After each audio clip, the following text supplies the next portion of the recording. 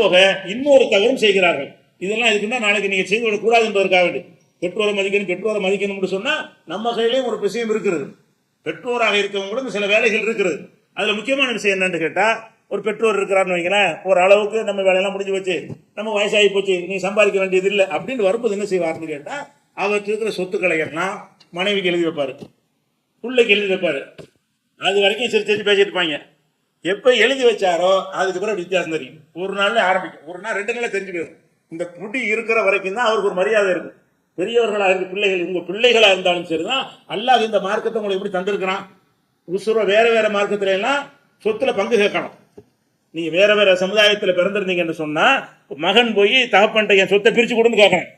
இஸ்லாத்தில் கேட்க முடியாது. இஸ்லாத்தை பொறுத்த வரைக்கும் ஒருத்தன் உசுரோடு இருக்கிற வரைக்கும் அந்த சொத்துல பிள்ளைகள் சொந்தம் கொண்டாட முடியாது. உங்கள்கிட்ட பல கோடி ரூபாய் இருக்கு, உங்க மகன் என் பங்கை பிரிச்சுதான் கேட்க இயலுமா? இஸ்லாத்தில் கேட்க முடியாது. இஸ்லாமிய இந்த பாரிசுரிமை சட்ட பிரகாரம் பத்துவா கேட்க முடியுமா?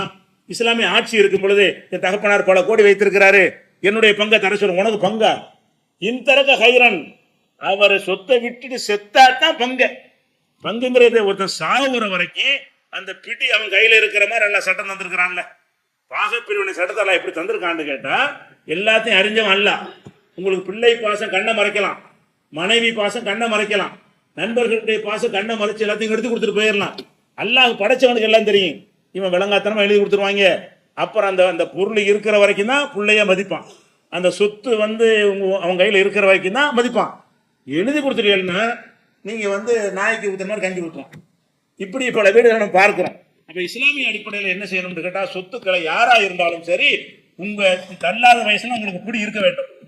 தள்ளாத வயசு நீங்க அடையக்கூடிய நேரத்துல தான் அந்த சொத்துக்கள் உங்களுக்கு பிடி வைத்துக் கொள்ள வேண்டும். நீங்க மூத்தா போனா எடுத்துக்கிற போறாங்க. இப்ப என்ன எங்க போயிருப்போது? இஸ்லாத்துல வாரிசுரிமை அழகான சட்டம் இருக்கத்தானே செய்யுது.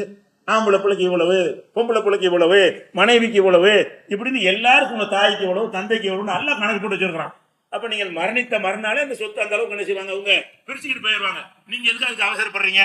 அவசரப்பட்டு சொத்துக்கள்லாம் எழுதி கொடுக்குறாங்க. சில தாய்மார்கள் என்ன செய்வாங்க, ஒரு வயசு வரைக்கும் வச்சிருப்பாங்க. சரி நம்ம எல்லாம் வாழ்ந்து முடிச்சிட்டோம் அப்படின்னு சேர்த்து வச்ச நகை நட்டாங்க அள்ளி அந்த மகனுக்கு கொஞ்சம், அந்த மகனுக்கு கொஞ்சம் எல்லாத்தையும் கொடுத்துருவாங்க. கடைசியில் கழுத்துல மட்டும் ஒரு செயினை போட்டுக்கிட்டு அவங்கள்ட்டையும் கொடுத்துருவாங்க.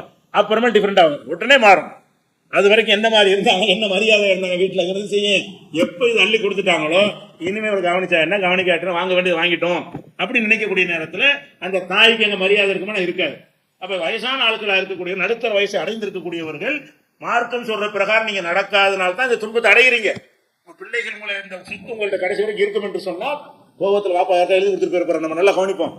அன்புல கவனிக்காட்டா கூட, பாசத்துல கவனிக்காட்டா கூட என்ன செய்வான், இந்த தகப்பனார் இருக்காரு, எல்லா சுத்தம் ஒரு பேர்ல இருக்கிறது, நம்ம சரியா நடக்கலன்னு வைங்க, பள்ளிவாசல் வச்சு போயிருவாரு, அப்ப நம்ம தகவல் நிக்கணும் அப்படிங்கிற ஒரு பயம் இருந்தால் உங்களோட மனம் கொண்டு நடப்பானா? அப்ப அது ஒரு ஆயுதம் அல்ல, கருவியை கொண்டு தந்திருக்கிறான். பிள்ளைகள் உங்களை கவனிக்க வேண்டும் என்பதற்கான புடிமானத்தை கொண்டு தந்திருக்கிறான். ஒவ்வொரு சமுதாயத்திலையும் சொத்துரிமையை பறிச்சிடுறாங்க. தாத்தா சொத்து பேரனுக்குங்கிறாங்க. அப்ப இவனுக்கு மகனை கூட உரிமை வராது. அப்ப அந்த மாதிரி இருக்கிற நேரத்தில் இஸ்லாம் என்ன சொல்லுதுன்னு கேட்டா, எந்த சொத்தா இருந்தாலும் சரி, நான் இறந்தா தான் என் சொத்துல யாருக்கும் பங்கு வரும். நான் ஹயாத்தோட உயிர் மூச்சு ஓடிக்கிட்ட ஒரு செகண்ட் ஒரு உயிர் மூச்சு இருக்கிற வரைக்கும் கூட என் சொத்தை அடுத்தவருக்குரியதா ஆகவே ஆகாது. பல கோடிகள் உங்கள்கிட்ட இருந்தா எழுதி கொடுத்துருப்பாங்க. ஒரு 100கணக்கான சொத்து இருக்குது, நீ 5 வச்சுக்க, நான் 5 வச்சுக்க, அதனால பாதிக்கான்னு எழுதி கொடுத்துட்டு போயிடலாம். இருக்கிறது ஒரு சோர்ஸ் தான் இருக்கிறது. நிறைய இருக்கிறவங்க எழுதி கொடுத்து தப்பு இல்லை. உங்களை பாதுகாத்துக் கொள்றதை யோசிச்சு கொள்ளுங்கள். உங்களுடைய செக்யூரிட்டியை முதல்ல முன்னேறும், உங்களை காத்துக் கொள்ளுங்கள். ஃபர்ஸ்ட் இஸ்லாத்தின் அடிப்படை என்ன? முதல்ல ஒன்னே காத்துக்க, அப்புறம் சொந்தம் பந்தம் பிள்ளைங்க அப்புறம் பாத்துக்கிறோம். அப்ப ஃபர்ஸ்ட் உங்களை காத்துக் கொள்வதாக இருந்தால் இந்த பிள்ளைகள் பெற்றோரை கவனிக்க வேண்டும் என்று நம்ம நினைக்கிறோம். நடுத்தர வர்க்கத்தில் எல்லாருக்கும் நம்ம பிள்ளைகள் நம்மளை கவனிக்கணும்னு ஆசை இருக்குமானால் அதை நாம அந்த பிள்ளைகளை கவனிக்கக்கூடிய வகையில கொண்டு செல்ல முடியும். நம்ம கையில் அதுக்கு வழிமுறை இருக்கிறது, அது கொண்டு செல்ற